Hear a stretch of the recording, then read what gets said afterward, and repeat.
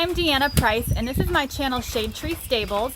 Today I'm going to do a quick video for you about an update on my dry lot. I did a video a while back on some of the improvements we made, and a lot of people have asked me how that's holding up.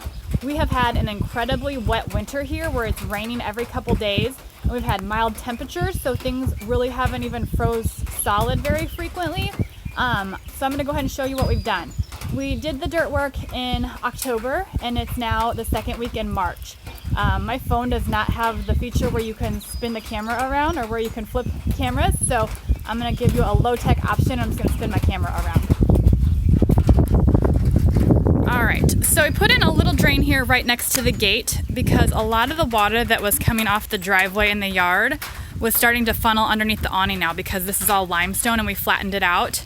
You can see there's a little bit of a ditch that we cut here to help the water find this drain right here.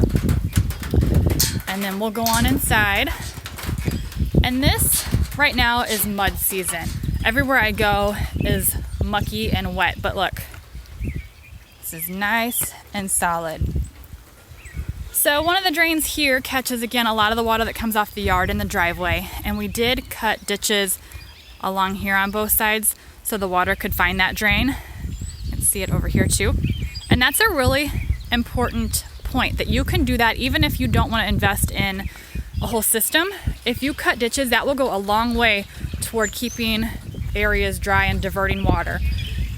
Here I'm walking down a slope to a drain that catches again a lot of the water that comes down from there.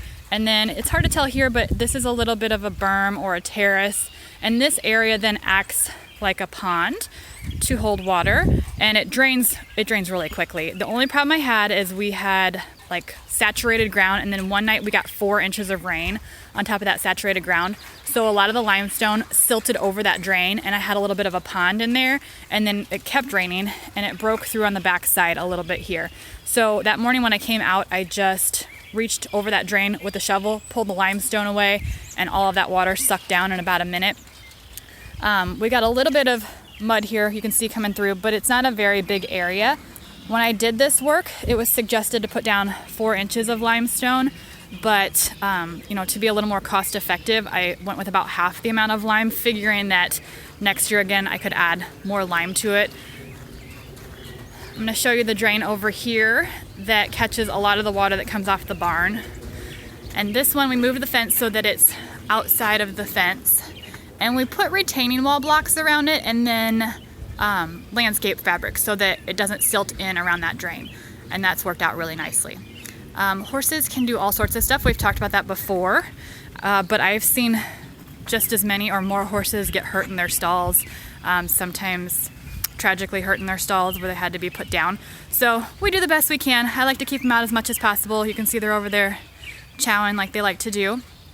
I want to thank you for watching my channel. Be sure to hit the subscribe button and let me know if you have any questions and what your thoughts are on it. And you guys have a great day.